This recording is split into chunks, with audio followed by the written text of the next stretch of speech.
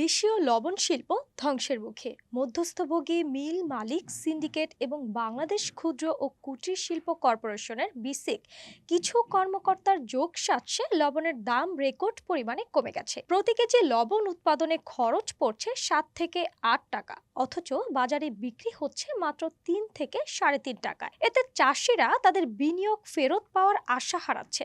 জমি ভাড়া, পলিথিন ক্রয়, শ্রমিকের মজুরি সহ বিভিন্ন খাতে খরচ করে লবণ উৎপাদন করলেও চাষিরা এখন লোকসানের মুখে।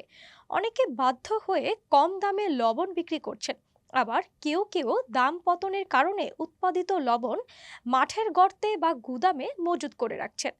গত 1.5 যুগে এমন সংকট লবণ চাষিরা আর কখনো দেখেননি।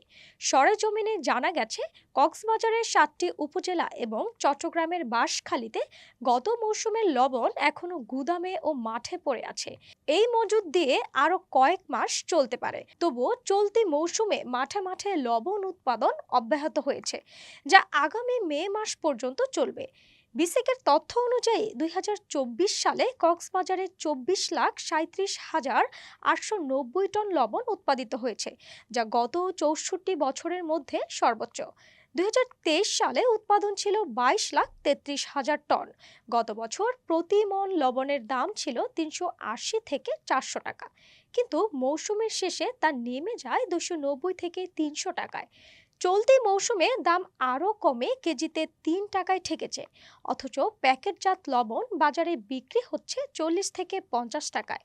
এই বিশাল দামের পার্থক্যে মধ্যস্থভোগী ও দালালদের পকেট ভারী হলেও চাষিরা বঞ্চিত হচ্ছেন।